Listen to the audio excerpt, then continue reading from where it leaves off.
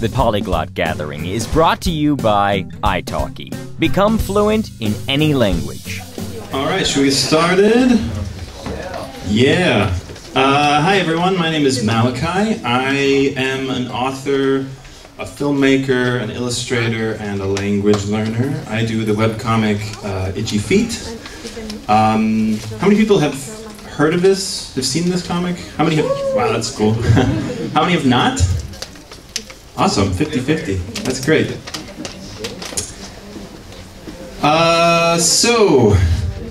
And I love this classic newbie mistake, right? I said, what silly doodles have taught me about language learning? And in the program it says, what they can teach us.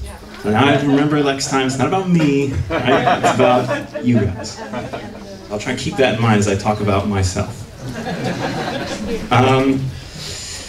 So before we get into, so I'm going to talk a little bit about less is more and sort of what my cartooning has led me to learn about my language learning and our language learning. And so I want to start with a little exercise. If everyone has a piece of paper and a pencil, I believe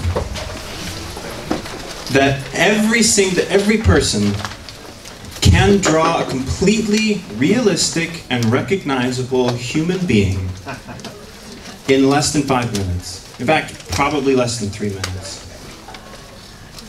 So you may not believe this about yourself, but I believe in you, and I'm going to show you how to do it. We're going to start there. So first thing I want you to do, I want you to draw a dot. And now it's not too big, not too small, about the diameter of your pencil, or maybe a little bit smaller than that. Just a regular, everyday dot. And it should look, if you've done it correctly, something like this. You all right? Need some help? It looks good from here. So now what you're going to do is you're going to draw another dot, exactly the same size and diameter, about 7 to 9 dot lengths to the right of the first dot. So it should, so again, the exact same size, exact same density, and it should look something vaguely like this. So far so good, so far pretty easy. Now it's going to get tricky. But again, I believe in you completely. So what you're going to do now is you're going to draw it's put simply, a line. And this line is going to be drawn about 4 to 5 dot lengths below the 2 dots at the same width as these dots. So the same width as the diameter of the dots, and they're going to be done, it's going to be about 5 to 6 dot lengths below. It's going to be just a straight line as wide as the 2 dots are apart. Okay, so I'll give you a second to go through that, to work through this, and put this down on paper. And when you're done, it should look, if you've done it all correctly, something like this. Congratulations, you have all drawn a completely recognizable and totally realistic rendering of a human being. Give yourselves a round of applause, please. Very nice. So what's amazing to me about this is not just that this is a human being and we see it, right? It's that we can't not see a human being here. The human brain has this incredible power to take what are essentially a couple of abstract items, 2 dots and a line, and turn that into a human face.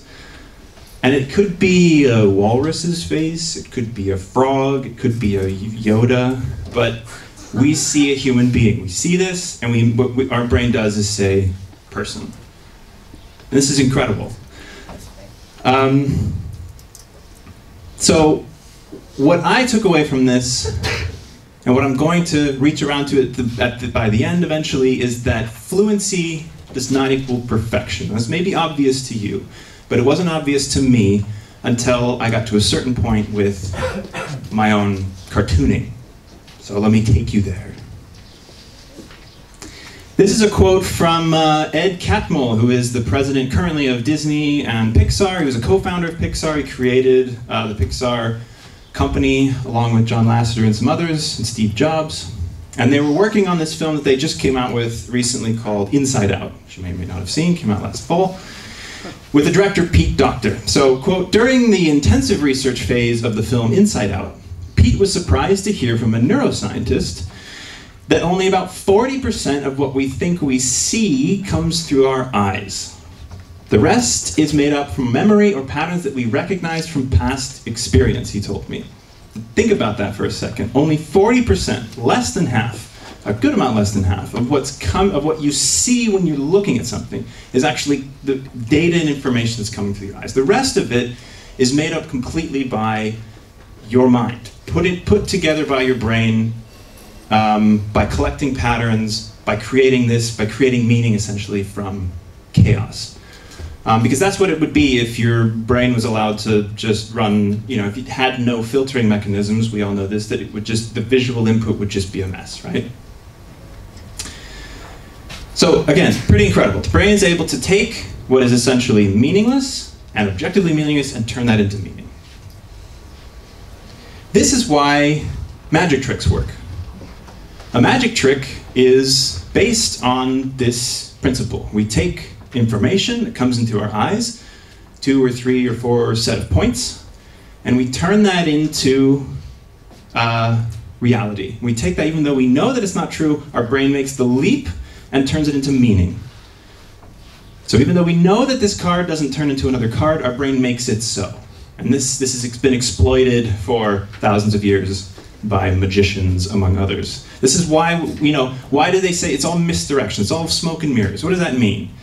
That means exactly this, that it's taking chaos, taking disparate information, and turning it in allowing you and your brains to turn that into meaning, into something that it's not. So, going back to the drawing, you recognize this fine fellow from your own pads in front of you. This is essentially the basis for the Itchy Feet character, which is not, let's be honest, yeah, it's got a one more arm and 2 legs and sort of a rough body, but it's not really any more realistic a rendering of a human being than this is. It's got all the same important information, the 2 dots and a line, and it's just sort of made a little more amusing. And yeah, again, there's a lot of expression that can be done through the legs and the arms, but again, essentially, it's not any more realistic a person. So when something that people have said to me, my mom in particular, is that Itchy Feet, that the character is very expressive. And what's funny about the expressiveness of this character is that, again, it's not, I use very little, I have a limited palette which I use in order to create these expressions. And I use essentially 2 tools. The first tool is the beloved straight line. So if you take a straight line, and now you can probably do the very simple expressions that you've seen, either you've done this in grade school yourself, or you've seen this on various smiley faces or whatever, right? You've got pretty easy, simple expressions like anger, which is just 2 straight lines pointed down, or sadness, just same 2 lines pointed the other way. Or if you take just a straight line, it becomes disapproval. It's amazing, right? Very little has changed about this drawing, but the meaning of it is completely changed. If we move this line down, it suddenly becomes sort of a favorite comic Garfield, sort of like, yeah, right, look, or it could be sleepiness. Sorry? Or could be stoned, totally. If he was smiling, it would be stoned, right? Hey, heavy lids. Move it down once more, and now all of a sudden it becomes like, yeah, or it could be a aversion, or like unsure, confusion. Suddenly it's become very complicated. Again, we haven't moved the line very far, but the emotions are suddenly becoming very complex. Let's say we add another line. Now it's suspicion, right? Yeah. Or, let's say we start combining them in different ways. This is just the sad with the sleepy, and now it becomes like, you're pathetic. Totally different It has nothing to do with sadness, it has nothing to do with sleepiness, but the meaning changes completely. Or move the line down again, and now it's just like revulsion, I guess. Just like, ooh. Suspicion with anger becomes, I don't know, accusatory. And notice that the legs and the arms haven't moved at all. There's very little that's changed about this character. I keep coming back to this. I just find it incredible. Totally, here's our neutral guy again with absolutely nothing on his mind. Now, the second tool that I use is the curved line. So where we can get really interesting, right? Now we can change the mouth, and we can add eyebrows, and suddenly a lot more expression becomes possible.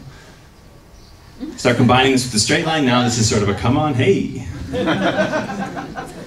Nothing to do with sleepiness or stonedness. Well, that could be stoned. Depends what kind.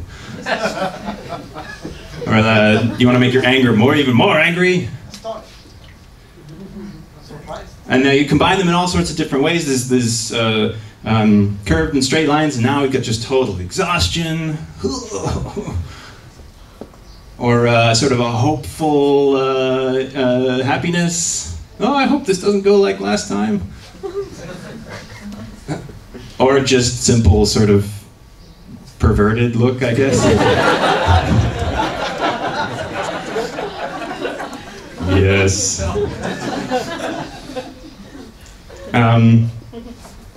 Right, so it all comes again from just basic lines done on a very simple lines done on a very normal character, and our brains do 90% of the legwork. This is why, of course, ASCII and smileys and various things that are popular around on the internet, this is why these work so well, right? These are made up of characters, some cases from other languages. You know, you've got Arabic characters at the bottom, Japanese up top. I think this one is Indonesian. No, that one's Roman. Burmese, maybe, yeah.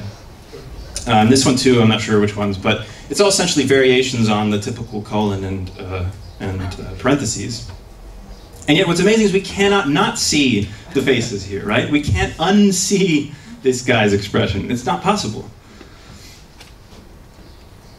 There are a lot of comics that take advantage of this, not just my own. There's a great comic called Toothpaste for Dinner, in which he uses, like, if you were to take away the body, this expression is even less information than on any of the drawings I've done, and it's still so expressive. Like, what a great expression, right? Where's my coffee? The even more well-known one, XKCD, doesn't use any facial expressions whatsoever, and this is pretty awesome. It's a very expressive and emotional comic, but he does it completely without the use of your typical eyebrows and mouths and so on. And that's harder than it looks. It's very simple, couple of lines to express quite a great deal. So I'm going to take a drink here while you look at that happy face.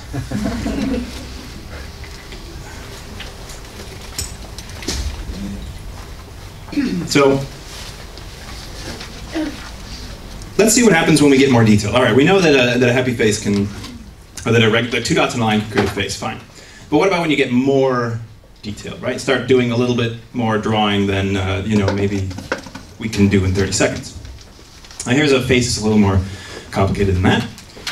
Okay, let's keep going. All right, now we're getting to more realistic rendering. This looks more like someone you might know. Oh wow, now it's even, you know, here we go, getting into shading, getting into more tones, great. This is essentially a photograph, basically, or a photorealistic drawing on the other end. By the way, these, just a side note, citation, this comes from Scott McCloud's Understanding Comics, which is a great sort of book on art theory, drawing theory, and such, and it's done this very entertaining style. But for now, and for our purposes, what's important to note here is that this face is not necessarily any more expressive than the face at the very beginning, than that face. It doesn't necessarily convey the emotion any better than that one does. So just because there are more lines, and there's more skill put into the drawing, doesn't mean that the meaning of the drawing is conveyed any better. So, if we take the same example, but something a little less than just neutral expression, again, same idea. This face, again, is not necessarily a more accurate representation of the feeling that it's trying to convey than the one on the far left. It's certainly a more skillful drawing. I couldn't draw this drawing. It would take me, I could probably do it if I had years of training. But I've essentially done the same thing on the far left. So just keep in mind as we go forward that more perfect does not necessarily mean better. There's reality, and then there's reality, right? There's the reality of what we see, and then there's the reality of what we feel. So two different things. And the reality of what we mean. So, and even to a certain extent, I might argue that in some cases, it's less better. In some cases, it could even be argued that this face is actually less expressive than the face on the far left. And actually the one with the fewer lines is the one that conveys the meaning more universally. This is something called the Uncanny Valley. Who has not heard of the Uncanny Valley? Okay, great. So this is something you'll hear a lot in animation and in robotics to a certain extent. Essentially, we can graph here a object's similarity to a human being on the bottom, and on the top, its likability in terms of our reaction, positive or negative reaction to it, and how whether we empathize with this thing or not. So on the far left, you have a creature that does not really resemble a person. It does in the sense of the dots in the line, and we like it a little. Now we move up. Now it starts to move up towards looking more and more like a person, and boy, that's even more appealing. What a great, now that's a character I'd watch a movie about, right? And in fact, there was one called The Brave Little Toaster. It's a great movie. Because it looks more like a human, and we can empathize with it more. And now we get to a certain point, more and more and more and more like a person, and oh God, that's scary. And suddenly the likability of the character drops, and it becomes super creepy. Because it's really close to what a person looks like, but not close enough. And it becomes unsettling, becomes uncanny. And so this valley in this graph is called the Uncanny Valley. And then when you get past the valley, you get to something that looks 99 or 100% like a person, and that again we can relate to again on a better level, so sort of photorealistic or photographic. But a lot of things fall in animation or in robotics just below what's actually normal, and which is why we find this super unsettling. You would not want to be alone in a room with this thing. It is very similar on the surface to a person, but it's just uncanny. And that's why we don't find this creepy at all. Oh. He's a frog with a hat. So he's far on the other side of the Uncanny Valley.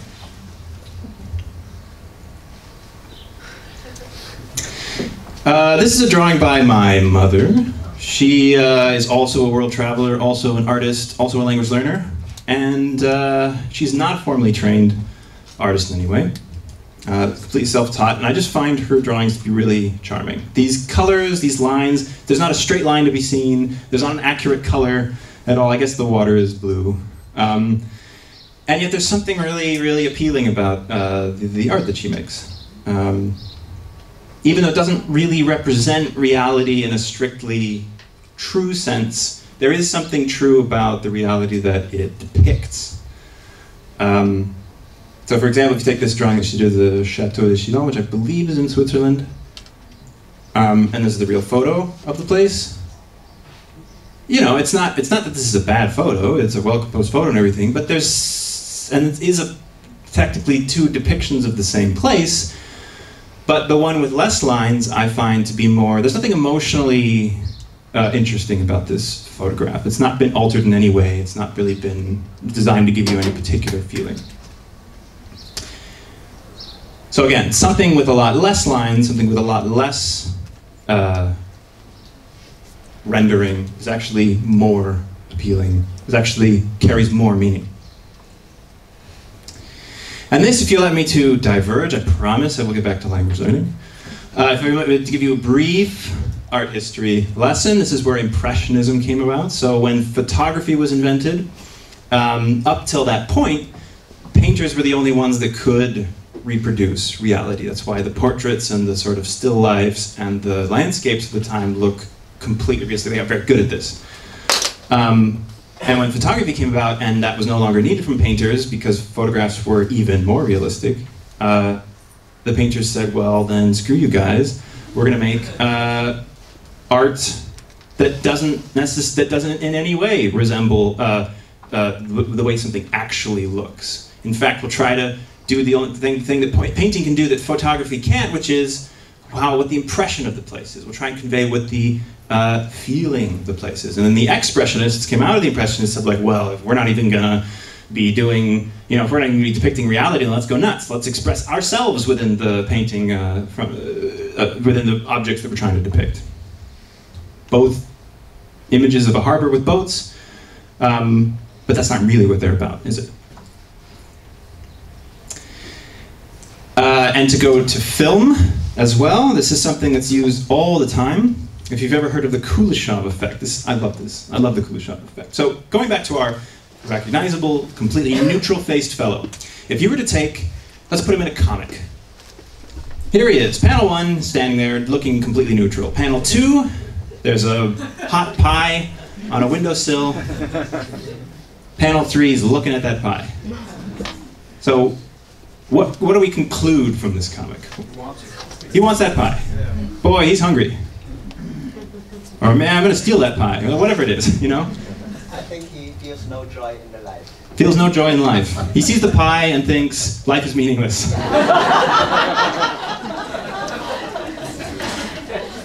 That's totally valid.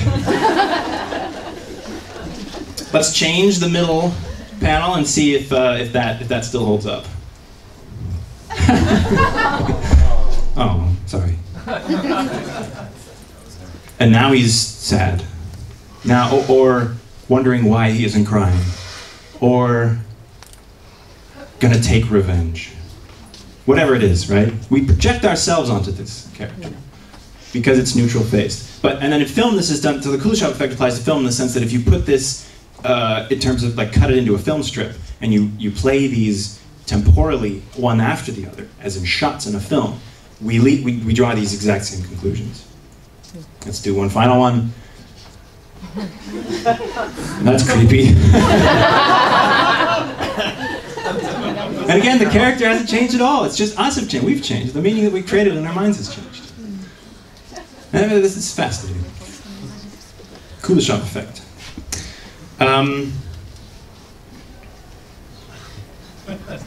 This is where, like, a lot of art, in film in particular, but writing as well, is based on this idea of showing and not telling, right? There's a lot that, the fact that our brains can make up a lot of this means you don't have to show, in this panel, tears streaming down his face.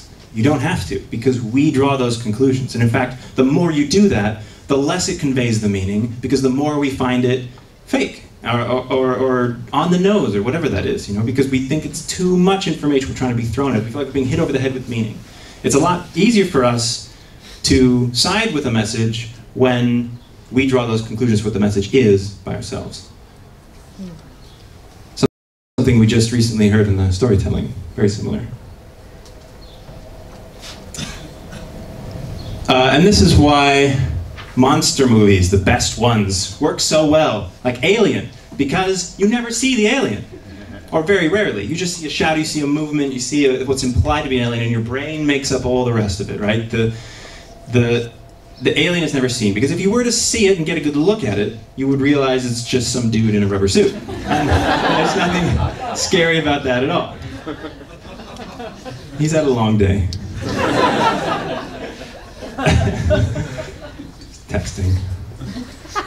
Movies. Alright, so what does this have to do with language? I'm glad you asked. Let's take a look at this sentence. I'm sure you've seen email chains that have something to this particular similar kind of idea. In a publication of New Scientist, you could randomize all the letters, keeping the first and last two the same, and the readability would hardly be affected. My analysis did not come to much because the theory at the time was for shape and sequence recognition. Saberi's work suggests that we may have some powerful parallel processors at work. The reason for this is surely that identifying content by parallel processing speeds up recognition. We only need the first and last two letters to spot changes in meaning. In fact, we don't even need the first and last two, we just need the first and last one letters. But this was the original, where that sort of email chain thing started. The original email that was sent out by this guy, Nottingham University. So again, hammering on the same thing, the brain is able to make meaning out of chaos. We are able to read with very little full information given. This is actually called, there's a name for this, it's called typoglycemia. The more you know. The opposite of this, so again, as less is more in language, so more is also less. Oh, that was supposed to go beforehand. Language. Buzzwords. The definition of buzzword is a word that has a place in a sentence that has no meaning. It adds nothing to the sentence and in fact detracts meaning from the sentence. So this is a fun game. You can take from column 1, column 2, and column 3 and create your own completely meaningless words, or sentences. So a functional reciprocal time phase. Synchronized transitional options. These don't mean anything, but when they get used a lot and the person who's using them doesn't know the meaning either, then they become, they detract meaning. They actually deter from the message being communicated correctly. Got the photo? Of course, we come to all beloved Esperanto, the language so easy, you'll catch it like a disease. I, myself, haven't yet learned, I must admit, haven't learned to speak Esperanto. I know a lot of you do, and I think that's awesome. And when I have 5 minutes of spare time, I will be fluent in it, I'm sure. Part of the reason but I love Esperanto theory because it's this language that was created to be as easy as possible to learn, right? And to communicate messages as effectively as possible. Something that language has a tendency to run away with when it develops. So that's kind of small, but I'll read it for you. This Institute of Cybernetic Pedagogy at Paderborn in Germany studied the length of time. They did a study on French-speaking high school students, how many hours it took them to get to a certain standard level of languages, of these various languages. Now, of course, controversially, Esperanto might be easier for some people who are native in certain language families to learn than others. But this is nonetheless interesting. So 2,000 hours of German equaled 1,500 hours of English for these French-speaking high school students to get the same level. 1,000 hours Italian or any other Romance language, because French and Italian are actually really, really, really similar. Equals 150 hours for studying Esperanto, which is pretty astounding. And so it's like, even if you were to accept that 1,000 hours of that Italian and French are so similar that of course they're going to get it, that's still almost 10 times as easy as Esperanto is. And the reason for this, this comes from a UN translator. Esperanto relies entirely on innate reflexes and differs from all other languages in that you can always trust your natural tendency to generalize patterns. Where have you heard this before, right? Your brain takes chaos and makes meaning from it. And Esperanto capitalizes on this ability of our brains to do this. And I think that's genius. It's my summer project. Also, something I learned just this morning. Japanese, in a talk, the lady who I forgot her name, sorry. Yana. Which in Japanese there are a lot of words that are excluded for being obvious. I found this great, right? This is fascinating. And a sign of a foreigner is often somebody who uses way too many words. So if if a word is obvious within the context of what they're saying, they'll often just take it out completely, and it'll just be obvious, and they'll know that. But we want to add a lot of words because that's what we do. So again, they're taking advantage to a certain degree of this, and I guess there's probably similarities in other languages as well, where we use expressions and things that are obvious to us that don't actually have an inherent meaning, but they convey a certain meaning. It's just done in a kind of different way in Japanese, but also relevant. And I also think that this is my own personal theory developed in the last week, that there is an uncanny valley of language learning. So if we were to graph on the bottom your knowledge of the language, which means in terms of like how many vocab words you know, how many grammar rules you've mastered, and so on and so on. And then on the other axis, your comprehensibility, how well you're being understood by the person you're talking to. So it's a start, right? You don't know very much, and you're not understood very well, and that's fine. We all start there. Then you get to know quite a bit, and you start to be understood very well. And I call this also the drunk phase, because you can skip from the beginner often to the middle with a bit of alcohol, because it stops you thinking so much about what you're doing and just lets you talk. But even if you're not, you get to a certain point in the language where, yeah, you may be making a ton of mistakes, but because you don't necessarily know all the mistakes that you're making, you don't care. And you're just talking and just having fun, and it's fun to be able to talk to people. I don't know whether you're buying tickets at the metro or whether you're, ordering beers, and it feels great. And then you get to a certain point where you almost learn too much. And I'm not going to speak for all of you, but this happens to me, where I know enough to realize all the mistakes I'm making as I'm speaking them, and they're coming out of my mouth, and it just stops me from communicating. I clam up altogether because I'm going through all the things I'm saying wrong, and then I'm going, what about this? And then I'm asking the person I'm speaking to implicitly, going like, is it this one maybe? And then they're like, I don't know what you're trying to say, and comprehensibility has dropped. Now, I don't know if it drops below 0, but I do think it takes a dip. And then, of course, you get to the other end where you speak well enough without making enough mistakes, or you've stopped caring. This is perhaps another drunk phase. You stop caring and you just speak, and then your comprehensibility goes up again. So I think the takeaway here, at least for me, is meaning's more important than perfection in terms of conveying the message, which is the ultimate goal of speaking a language, right? I think, we worry a lot about perfection. We worry a lot about failure. And I don't know if that's a Western thing, or if that's a modern thing, or if that's or what it is, but we tend to associate failure with as to being a bad thing. When anybody who's learned a language knows, or anybody who's done anything knows, that you have to fail in order to get past a certain point. You can't jump from being a beginner into being an expert. You have to go through the middle part, which means making a lot of mistakes and failing a lot. That said, the question I probably hate the most is, are you fluent? And what does that even mean, right?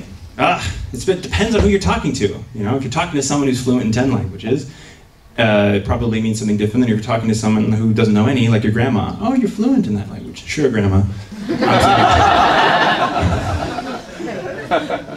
I used to think it was speaking with ease. This was sort of the goal that if I could only just speak without making, without feeling bad about it, without just speak, and it would just come out fluidly, right? That must be fluency. But there are a lot of things, a lot of times in which you can't find the words, or you're nervous about something, or it doesn't, just because your speaking is stuttered, or I'm up on stage and can't find the words for something, doesn't mean I'm not fluent in English necessarily. And not only that, there are a lot of things for which there simply are no words. There is no words for this. Describe it. I don't know what's going on here. No words in any language can describe this book. So not just necessarily speaking with ease, but all right. So it's not that. We'll talk comfortably about any subject, right? That's one that comes up a lot. You can talk about anything. And this, I don't know. I used to think this, but what is anything, right? So if you ask this question about drawing, going back to drawing, and ask, am I fluent in drawing? Can I draw anything? Well, I can draw this particular potato-shaped stick figure doing a wide variety of strange things. I can't draw anything, though. Like if you were to look at my drawings of cars and animals, look the same as they did when I was 6. And I can't, draw a realistic rendering of a human being to the photorealistic degree. Now, I could learn this, for sure I could develop the skills to be able to draw this, but is the question, am I fluent in drawing, even a question? Is that even a question that has any meaning? Not really. And I would put forth that maybe it doesn't have any meaning in language learning either. Maybe this is it's certainly not perfection. We've come to this agreement, I assume. So, at the end of the day, it's something you're going to have to decide for yourself. And that's why it's such a frustrating question, because it's like, well, first, define for me what you mean by fluent, and I will tell you whether or not I'm fluent. Talk about anything. No. So,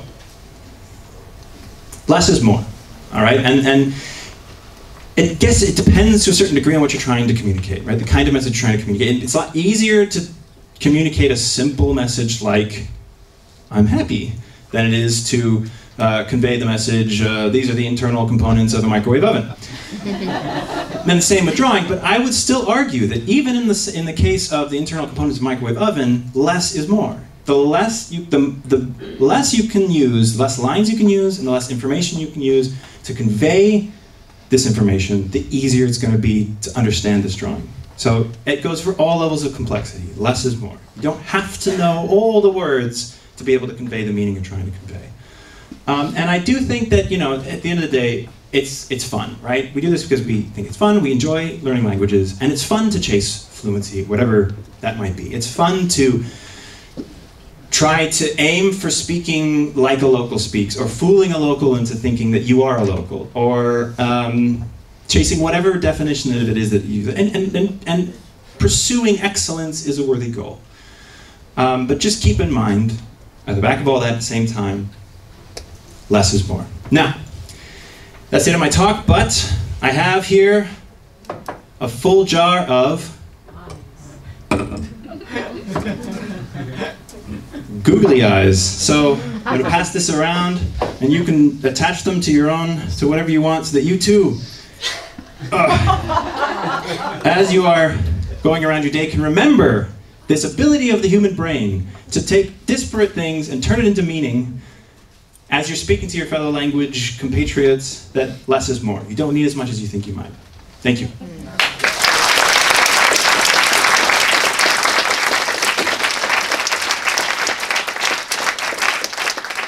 If you have any questions or comments or ideas or arguments, I'll take them now.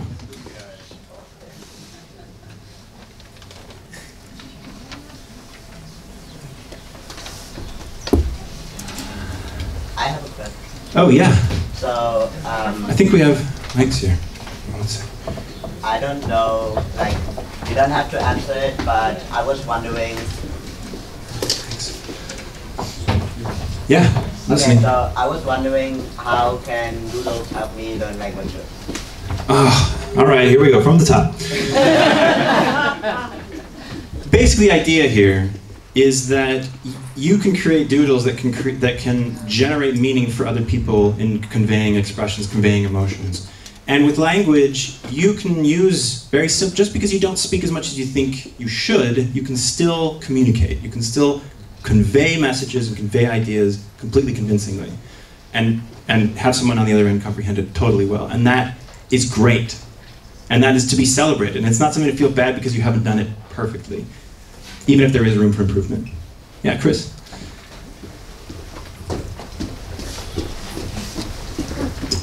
Thank you. I like this idea a lot. I just want to say, first off, I'm sure I'm not the only one who thinks that. It seems like we can talk about complex things using simple means, essentially, right? You don't need to be able to speak in particulars about every single advanced, complex topic in order to communicate, is what you're saying. So what would you, if you could suggest what you're thinking of with the dots and lines equivalent with languages, what do you suppose that would be? Would it be like a basic vocabulary set about which, because if you don't know the words for at least some things, you're going to have, a lot of problems. Well, give me an example of something, just in English so everyone can understand, of something you think couldn't be conveyed with simple words in English that a beginner English language learner would know. Well, that's just what I mean, the simplicity. Like, there's got to be some kind of baseline after which you know, you can get anywhere from there, but that's really as far as you need to go in order to communicate and be understood. Right? It's like a minimalist. I'm just wondering what you're thinking of. Can you share? Like what the line would be? Yeah, or if there even is a line in your mind, or if it's different for. Yeah, I don't know. I guess it would be different depending on what you're trying to say, right? I mean, again, depending on what you're going to draw. You can't draw happiness with 2 dots in a straight line. Right? You can't convey that message. You do need the curved line to be able to convey that.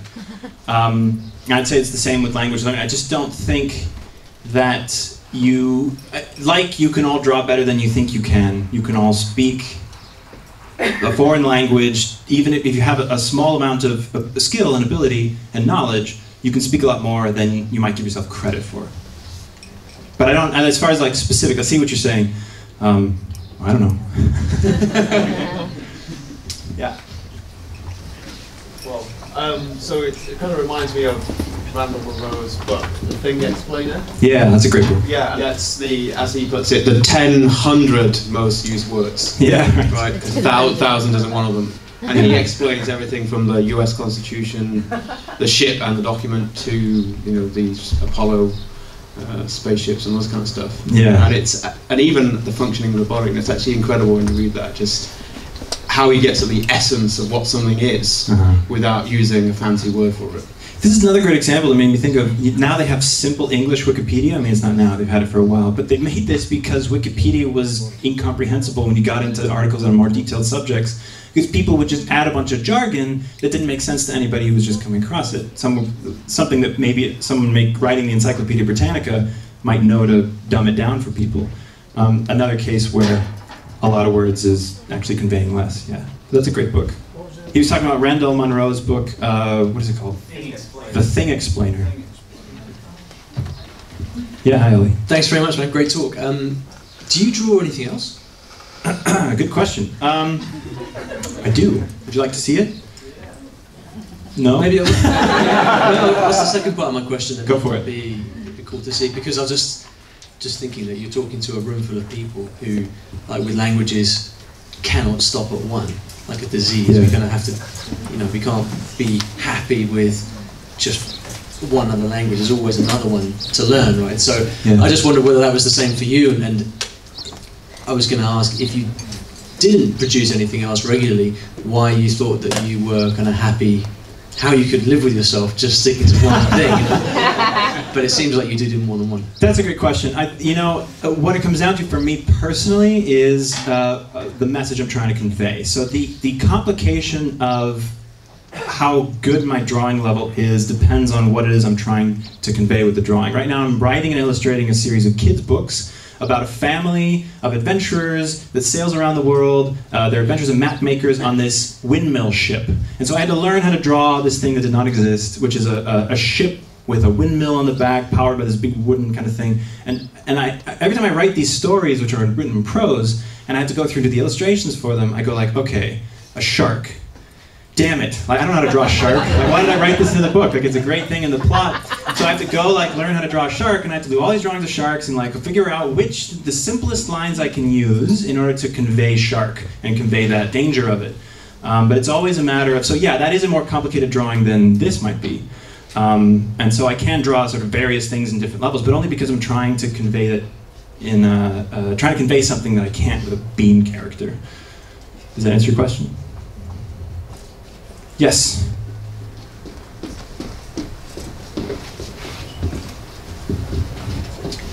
First of all, thank you. I think this was a really you. interesting talk, and your comics are hilarious.